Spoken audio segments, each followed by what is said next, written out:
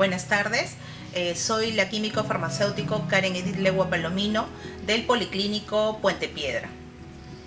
Buenas tardes, soy químico farmacéutico Teresa Flores Rojas del Policlínico Puente Piedra. En esta oportunidad nos ha tocado exponer sobre el tratamiento del dolor, principalmente el tratamiento farmacológico. El dolor. El dolor es la principal causa de consulta médica. El costo económico del dolor es inmenso. Ante un estímulo nocivo o daño tisular, se libera una serie de neurotransmisores que se conoce en conjunto como sopa inflamatoria, que son sustancias responsables de producir el dolor. Definición del dolor. La Asociación Internacional para el Estudio del Dolor define el dolor como una experiencia sensorial y emocional desagradable asociada a daño tisular, real o potencial. Esta definición subraya que no solamente se involucra el proceso fisiológico de estimulación de nociceptores, sino que abarca también un componente afectivo importante. Esto es lo que lo hace al dolor un fenómeno tan complejo, personal e intransferible. El dolor es parte de nuestras vidas desde el momento mismo que nacemos, incluso antes. El dolor es la principal causa de consulta, trayendo consigo una serie de comorbilidades que terminan afectando por completo la calidad de vida. Entre estas comorbilidades incluye depresión, trastorno del sueño, inmunosupresión y falta de socialización. El dolor crónico se convierte en una enfermedad per se, más que un síntoma. Además, es la principal causa de ausentismo laboral y discapacidad, lo que genera enormes costos secundarios. Opciones terapéuticas. Las opciones podemos dividirlas en no farmacológicas, farmacológicas e intervencionismo. Puede usarse de manera aislada o en conjunto, dependiendo de cada caso, pero se sugiere en principio un manejo multimodal, siempre teniendo en cuenta el balance entre riesgo y beneficio.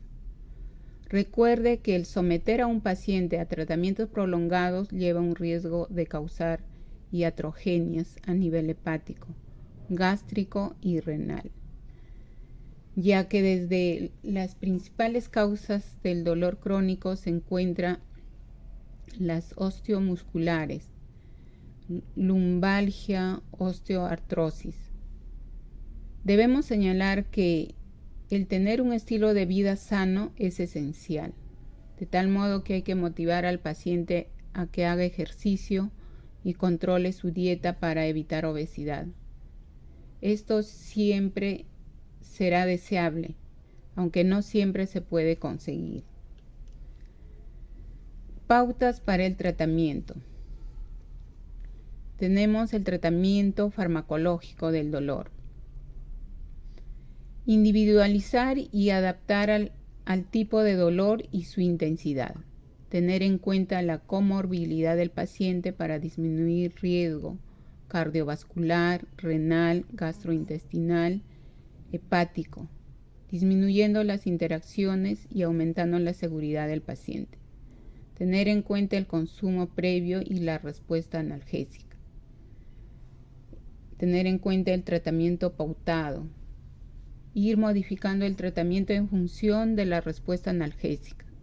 Tener en cuenta las preferencias del paciente y adecuar a sus expectativas. Informar sobre riesgos y beneficios. Acuerdo con el paciente con el objetivo de mejorar la efectividad, satisfacción, adherencia terapéutica. Tenemos la escalera analgésica según la Organización Mundial de Salud. En el dolor leve se usan los opioides y los coadyuvantes. En un dolor moderado, opioides débiles, no opioides y coadyuvantes. En un dolor severo, los opioides fuertes, no opioides y coadyuvantes. Analgésicos no esteroides. En este caso vamos a tratar los analgésicos no esteroides porque son los más usados en el Policlínico Puente Piedra. De las herramientas farmacológicas más utilizadas son los antiinflamatorios no esteroides, llamado AINE, y el paracetamol. El paracetamol, de hecho, es la primera línea de tratamiento para el dolor por osteoartrosis. Si bien no es la más potente de las opciones, sí es la más segura.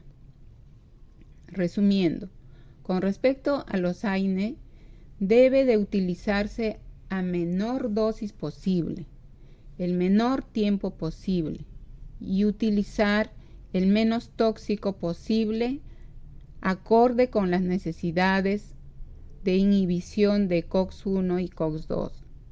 Se sugiere utilizarlos en dolor agudo y de tipo somático o visceral.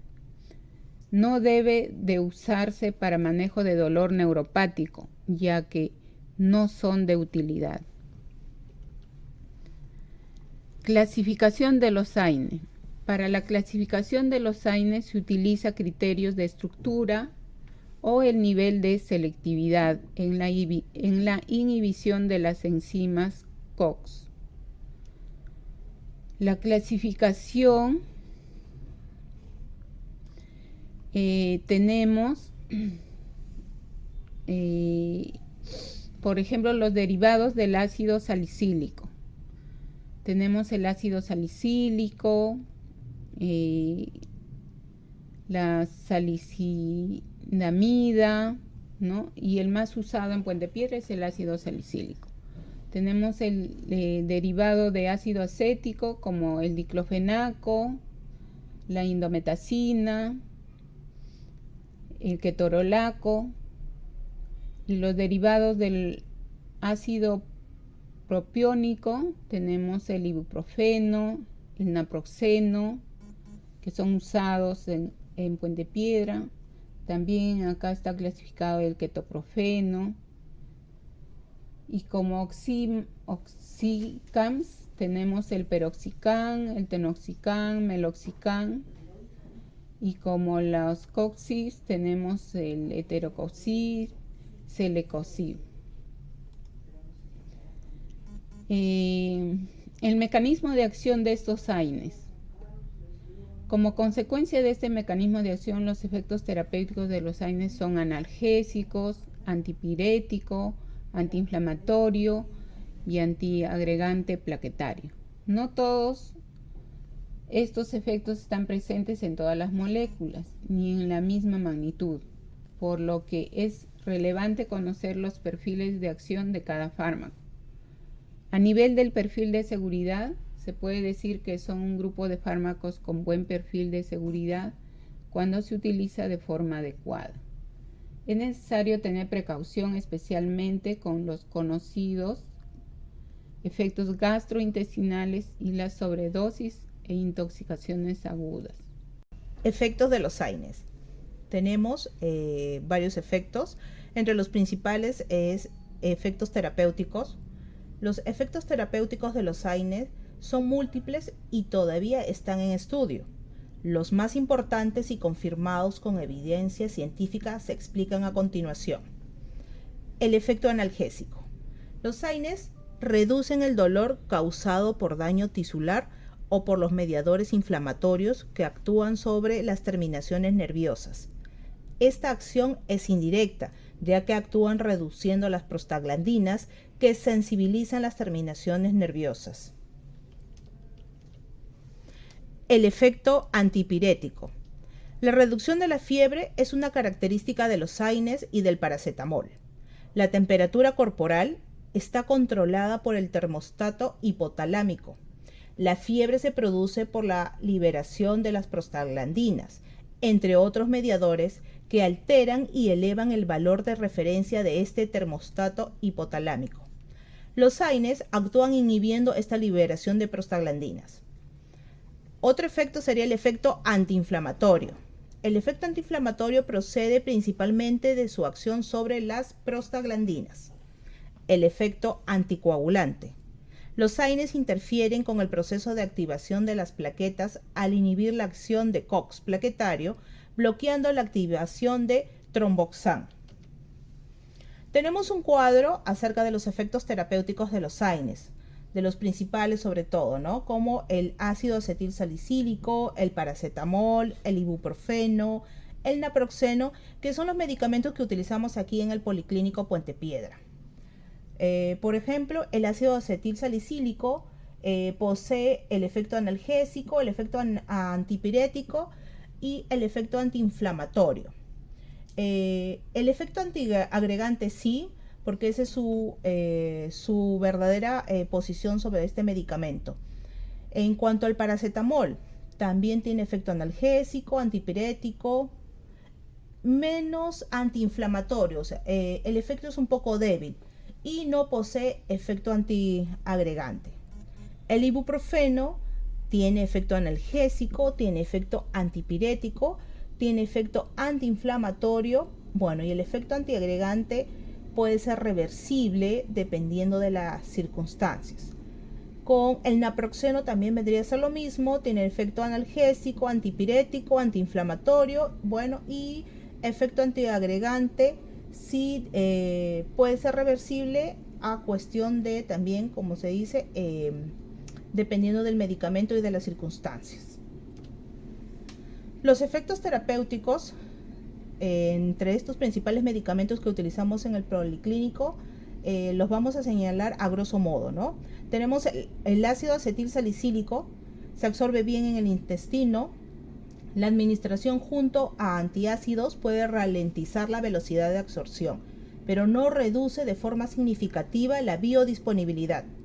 Las dosis más altas elevan rápidamente la concentración de salicilato plasmático hasta valores tóxicos, especialmente en ancianos, por lo que este grupo es especialmente sensible a la toxicidad por ácido acetil salicílico. Seguimos con el ibuprofeno, el ketoprofeno y el naproxeno. Estos medicamentos se distribuyen ampliamente y sufren metabolismo extenso hasta metabolitos inactivos en el hígado, antes de su excreción renal. El naproxeno tiene vida media más larga que el ibuprofeno o que el ketoprofeno, por lo que el primero se administra solo 2 veces al día versus de 2 a 4 al día de los otros dos. Ahora con el diclofenaco, que también lo utilizamos pero en ampollas. Su absorción completa y rápida. La concentración media se alcanza a las 2 horas. La mitad sufre un primer paso hepático. Se elimina el 60% en la orina y el resto a través de las heces. De ahí sigue el paracetamol. Se absorbe rápidamente en el intestino. Tiene biodisponibilidad del 75 al 85%. Alcanza la cima máxima entre 0,5 a 2 horas. Se distribuye de forma extensa en tejidos periféricos y sistema nervioso central, con solo un 10% de unión a proteínas plasmáticas. En pacientes con sobredosis de paracetamol en riesgo de hepatotoxicidad, se les puede administrar acetilcisteína, que se conjuga con el intermediario quinónico y lo transforman en inofensivo, de forma que se pueda prevenir la lesión hepática. Ahora, interacciones de los AINES. Las diferencias a nivel farmacocinético son también importantes, así como los perfiles de interacciones con otros grupos farmacológicos. Estas interacciones pueden ser farmacocinéticas o farmacodinámicas. Las más frecuentes y relevantes serán el aumento del riesgo de hemorragias, el incremento del riesgo de nefrotoxicidad o hepatotoxicidad, así como el aumento de efectos a nivel neurológico. En conclusión, el conocimiento detallado de estos fármacos y sus diferentes perfiles es, por tanto, imprescindible a la hora de seleccionar la mejor opción para cada paciente, sobre todo en aquellos casos en los que existen comorbilidades y polimedicación. Aquí tenemos un cuadro amplio acerca de las interacciones más relevantes. Por ejemplo, tenemos a los principales que utilizamos en el Policlínico Puente Piedra: al ácido acetilsalicílico, al ibuprofeno, al diclofenaco, al paracetamol. El ácido acetilsalicílico tiene una interacción con el alcohol, produce hemorragia, igual que el ibuprofeno, igual que el diclofenaco. El diclofenaco produce toxicidad, mientras que con el paracetamol y el alcohol produce hepatotoxicidad. En lo que es el ácido acetilsalicílico, con los anticoagulantes orales como la heparina y la warfarina, produce más hemorragia. El ibuprofeno produce también hemorragias y un efecto ACO, igual como el diclofenaco y el paracetamol. Otro medicamento también que tenemos que tener en cuenta, u otra interacción, es acerca con los diuréticos. Un diurético con el ácido acetilsalicílico produce un fallo renal, igual con el ibuprofeno. Todas estas cosas, este cuadro es un conglomerado de las interacciones más relevantes de los AINES y que es muy importante tener en cuenta. Efectos adversos de los AINES. Hay que recordar que los AINES no están recomendados a partir de la segunda mitad del embarazo, porque pueden tener efectos adversos sobre el feto debido a la inhibición de las prostaglandinas. Después tenemos que produce hemorragia digestiva, inhibición plaquetaria, disfunción renal y cierre prematuro del conducto arterial. El ácido acetilsalicílico debe evitarse durante el embarazo, ya que la inhibición de la síntesis de prostaglandinas puede ocasionar efectos adversos durante el embarazo y el desarrollo embriofetal. En el ácido acetilsalicílico también tenemos el síndrome de Raynaud. Se debe evitar el uso de ácido acetilsalicílico en niños porque el riesgo de síndrome de Raynaud está incrementado en este grupo cuando están infectados por virus. Síntomas gastrointestinales, incluyendo irritación gástrica, hemorragia digestiva o úlceras pépticas. Se produce a dosis terapéuticas moderadamente elevadas que pueden producir acúfenos, o sea, sensación auditiva normal, zumbido, que se considera un signo temprano de toxicidad por salicilatos. Ahora, el ibuprofeno y el naproxeno. Ellos producen irritación gástrica dependiendo de la dosis. La administración prolongada de dosis altas se asocia a úlcera péptica, que se asocia también a náuseas, dispepsia, hemorragia. A dosis terapéuticas tiene pocos efectos adversos. La toxicidad hepática y renal. Se ha descrito insuficiencia renal aguda a dosis terapéuticas en pacientes deshidratados. Trastornos del sistema nervioso como fatiga, somnolencia, cefalea, mareo, vértigo y erupción cutánea. La indometacina, otro medicamento que también estamos utilizando en el Policlínico Puente Piedra, produce efectos adversos digestivos y en el sistema nervioso central superior al resto de AINE. Efectos adversos frecuentes como depresión, cefaleas, mareos, aturdimiento, vértigo, anorexia, náuseas, vómitos, dolor abdominal. Toxicidad hematológica grave, limitar uso a corto plazo y monitorizar a los pacientes. Edemas, especialmente en pacientes con hipertensión o insuficiencia cardíaca. El paracetamol, que es el medicamento más usado, tenemos que el uso prolongado de paracetamol se asocia a un aumento de riesgo de disfunción renal. A dosis terapéuticas no presenta efectos tóxicos. En dosis tóxicas se produce inicialmente náuseas y vómitos y 24 horas después la hepatotoxicidad. En conclusión, tenemos que los AINES son un grupo de fármacos heterogéneo que tienen un mecanismo de acción común, inhibición de enzimas COX, pero que presentan distintos perfiles de selectividad COX, así como diferencias relevantes a nivel de espectro de acción terapéutica, perfil farmacocinético, tipos de interacciones y efectos adversos. Son fármacos altamente prescritos y es conveniente tener presentes estas diferencias a la hora de seleccionar el mejor fármaco según la indicación, características, polimedicación y comorbilidades del paciente. Eso sería todo. Muchísimas gracias por su atención. Se despide la doctora Karen Leguía Palomino. Muy agradecida. Bueno, queríamos agradecerles la atención prestada. Vamos a dar pase a la licenciada Anita y a la doctora Correa, que son las especialistas en medicina complementaria. Esto sería el tratamiento del dolor no farmacológico.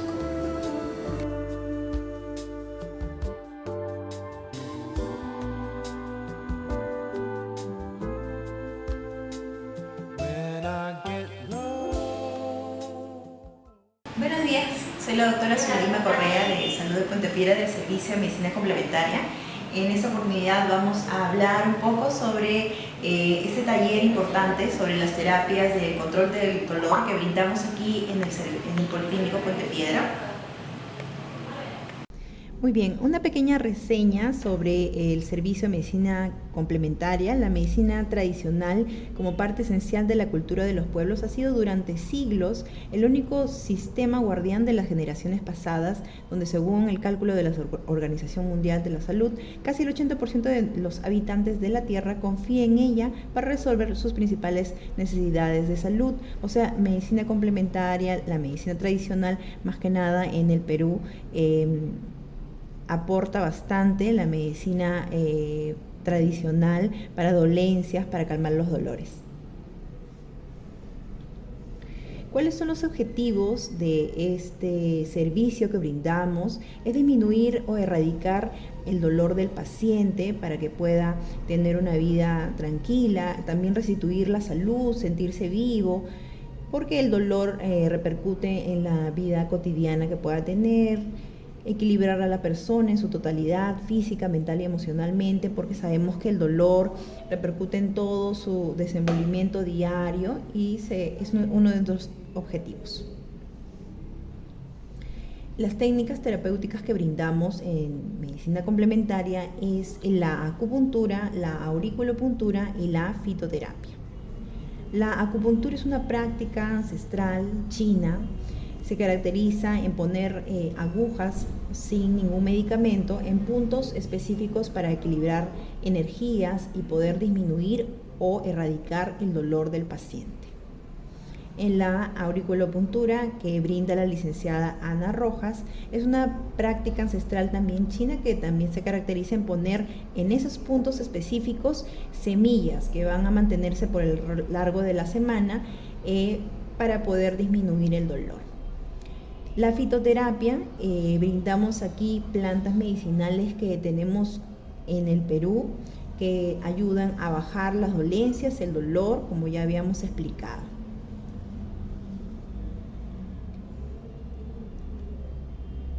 La acupuntura lo practicamos aquí en el Policlínico con puntos específicos para cada paciente tiene un diagnóstico específico, conjuntamente con sus antecedentes de algunas enfermedades crónicas como hipertensión, diabetes, y conjugamos todos esos diagnósticos para poner al paciente. Es un proceder invasivo, pero un poco doloroso, pero el paciente tolera. Unos 15 a 20 minutos. La práctica lo hacemos grupal, con música, con incienso, para que el paciente pueda sentirse tranquilo, relajado, en meditación, para que puedan equilibrar esas energías y puedan calmar los dolores que puedan estar padeciendo.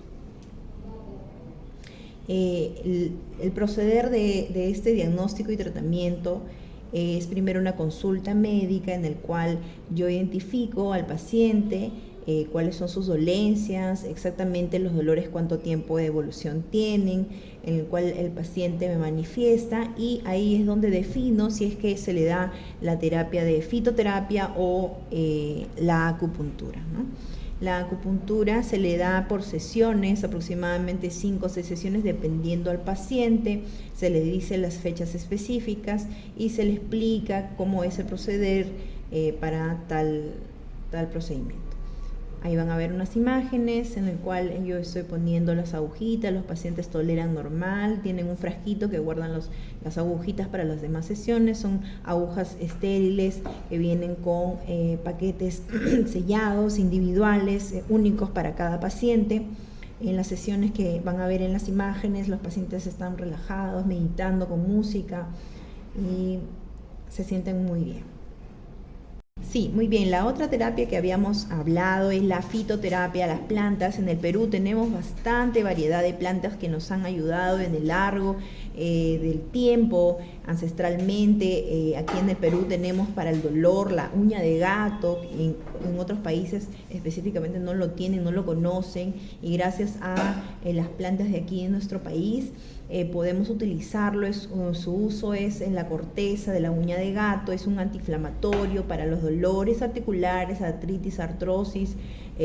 Algunas veces hay algunos pacientitos que pueden tener algunas contraindicaciones como estreñimiento, pero realmente las plantas medicinales no tienen una repercusión, una contraindicación que puedan repercutir en su vida o que puedan poner en peligro, ¿no?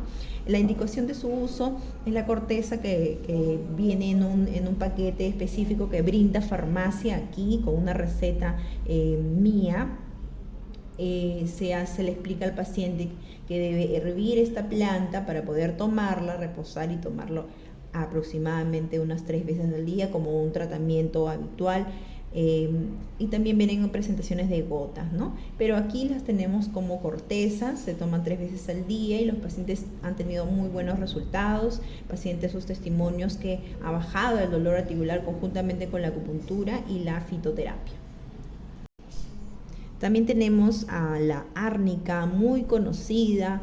Es una planta que se usa como una frotación, lo tenemos en presentación aquí en gel. Es un gel, se puede aplicar directamente en la piel, no tiene olor como otros cremas o frotaciones que puedan tener en otro lugar.